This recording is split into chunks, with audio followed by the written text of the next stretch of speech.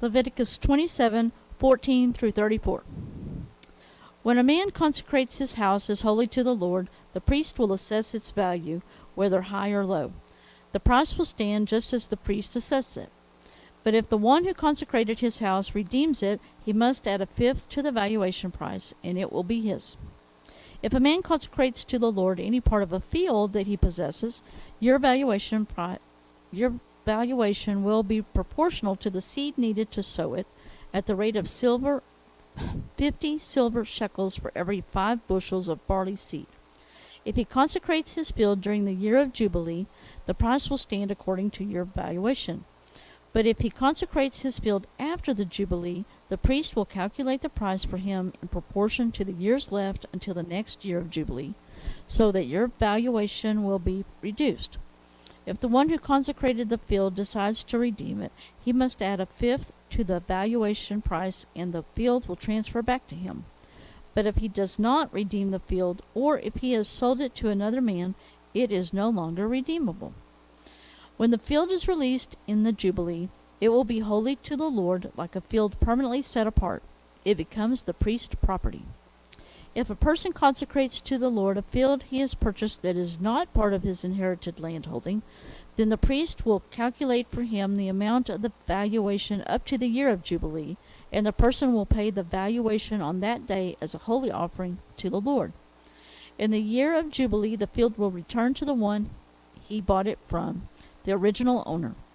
All your valuations will be measured by the standard sanctuary shekel, 20 gerahs to the shekel. But no one can consecrate a firstborn of the livestock, whether an animal from the herd or flock, to the Lord, because a firstborn already belongs to the Lord. If it is one of the unclean livestock, it must be ransomed according to your valuation by adding a fifth of its value to it. If it is not redeemed, it can be sold according to your valuation. Nothing that a man permanently sets apart to the Lord from all he owns, whether a person, an animal, or his inherited landholding, can be sold or redeemed. Everything set apart is especially holy to the Lord. No person who has been set apart for destruction is to be ransomed. He must be put to death. Every tenth of the land's produce, grain from the soil or fruit from the trees, belongs to the Lord. It is holy to the Lord. If a man decides to redeem any part of this tenth, he must add 1/5 to its value. Every 10th animal from the herd or flock which passes under the shepherd's rod will be holy to the Lord. He is not to inspect whether it is good or bad, and he is not to make a substitution for it. But if he does make a substitution, both the animal and its substitute will be holy. They cannot be redeemed. These are the commands the Lord gave Moses for the Israelites on Mount Sinai.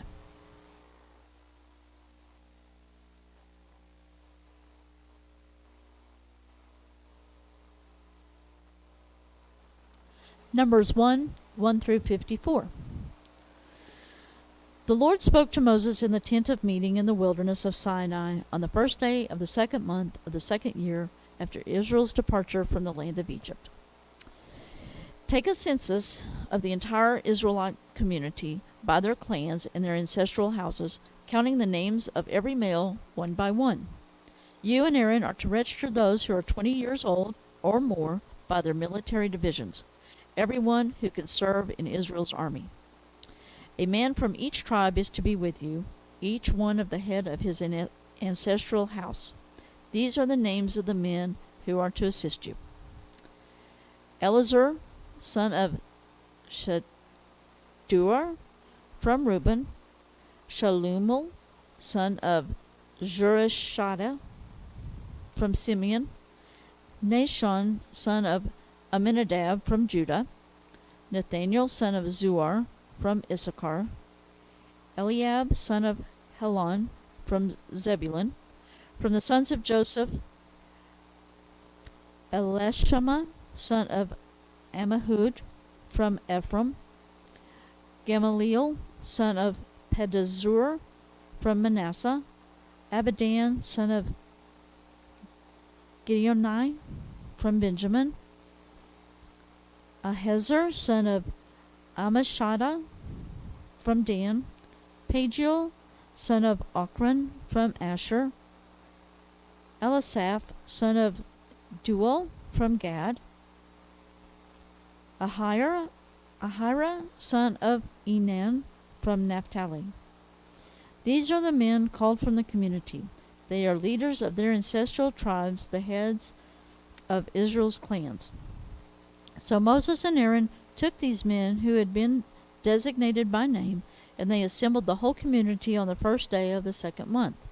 They recorded their ancestry by their clans and their ancestral houses, counting one by one the names of those 20 years old or more, just as the Lord commanded Moses. He registered them in the wilderness of Sinai.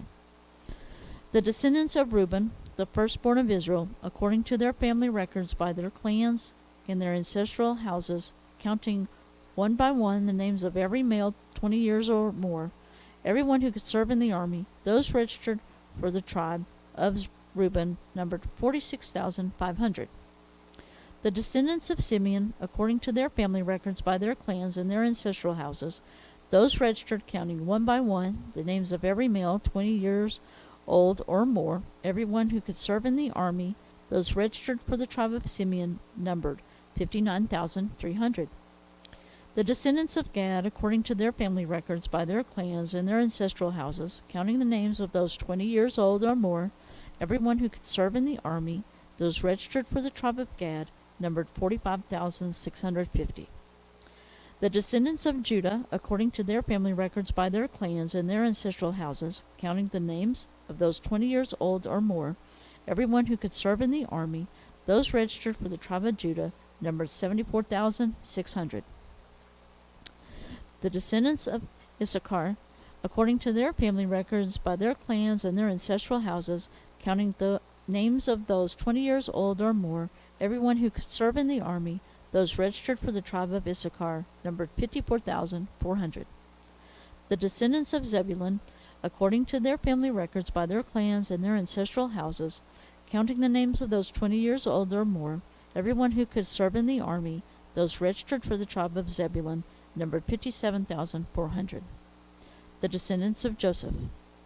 The descendants of Ephraim, according to their family records by their clans and their ancestral houses, counting the names of those 20 years old or more, everyone who could serve in the army, those registered for the tribe of Ephraim, numbered 40,500. The descendants of Manasseh, according to their family records by their clans and their ancestral houses, counting the names of those 20 years old or more, everyone who could serve in the army, those registered for the tribe of Manasseh, numbered 32,200.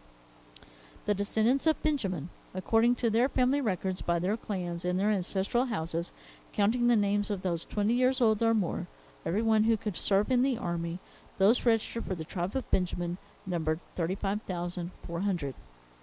The descendants of Dan, according to their family records by their clans and their ancestral houses, counting the names of those 20 years old or more, everyone who could serve in the army, those registered for the tribe of Dan, numbered 62,700.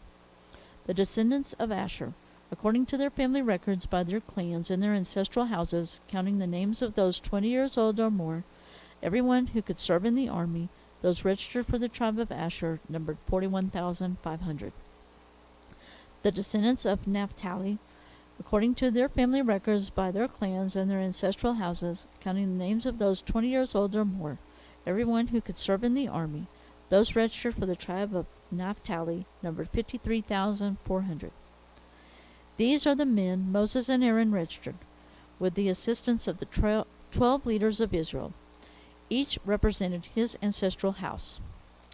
So all the Israelites 20 years old or more, everyone who could serve in Israel's army, were registered by their ancestral houses. All those registered numbered 603,550. But the Levites were not registered with them by their ancestral tribe. For the Lord had told Moses, "Do not register or take census of the tribe of Levi with the other Israelites. Appoint the Levites over the tabernacle of the testimony, all its furnishings, and everything in it. They are to transport the tabernacle and all its articles, take care of it, and camp around it. Whenever the tabernacle is to move, the Levites are to take it down and whenever it is to stop at a campsite, the Levites are to set it up. Any unauthorized person who comes near it must be put to death. The Israelites are to camp by their military divisions, each man with his encampment and under his banner. The Levites are to camp around the tabernacle of the testimony and watch over it, so that no wrath will fall on the Israelite community. The Israelites did everything just as the Lord had commanded Moses.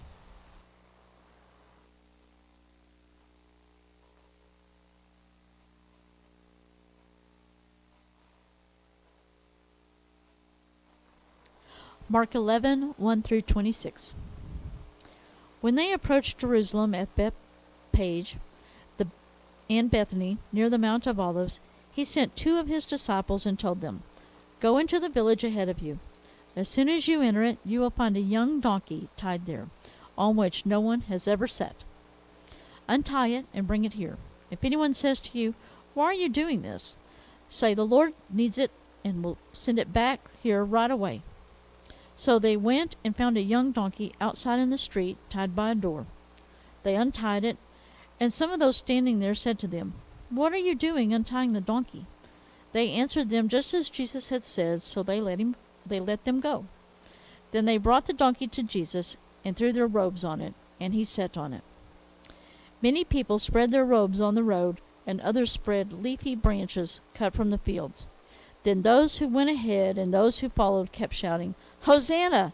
Blessed is he who comes in the name of the Lord. Blessed is the coming kingdom of our father David. Hosanna in the highest heaven."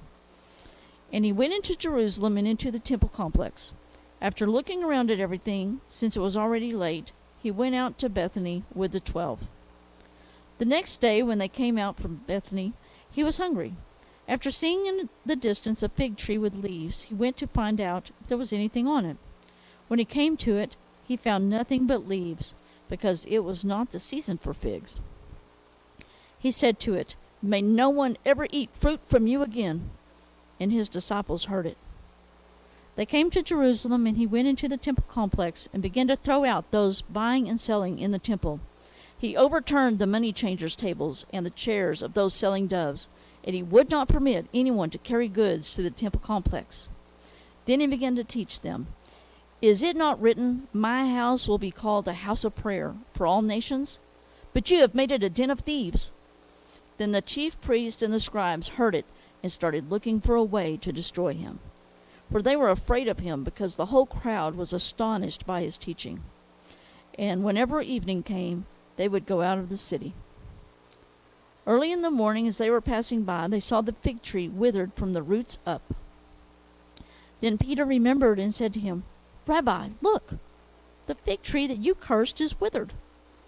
Jesus replied to them, "Have faith in God.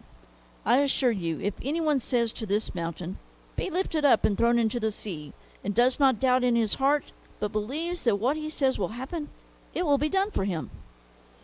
Therefore I tell you, all the things you pray and ask for, believe that you have received them, and you will have them. And whenever you stand praying, if you have anything against anyone, forgive him, so that your Father in heaven will also forgive you your wrongdoing. But if you don't forgive, neither will your Father in heaven forgive your wrongdoing."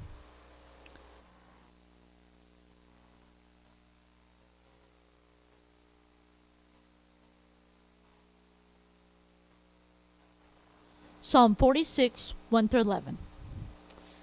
God is our refuge and strength, a helper who is always found in times of trouble. Therefore we will not be afraid, though the earth trembles and the mountains topple into the depths of the sea, though its waters roar and foam, and the mountains quake with its turmoil. There is a river, its streams delight the city of God, the holy dwelling place of the Most High. God is within her, and she will not be toppled. God will help her when the morning dawns. Nations rage, kingdoms topple. The earth melts when he lifts his voice. The Lord of hosts is with us. The God of Jacob is our stronghold. Come, see the works of the Lord, who brings devastation on the earth. He makes war cease throughout the earth. He shatters bows and cuts spears to pieces. He burns up the chariots. Stop your fighting, and know that I am God, exalted among the nations, exalted on the earth. The Lord of hosts is with us. The God of Jacob is our stronghold.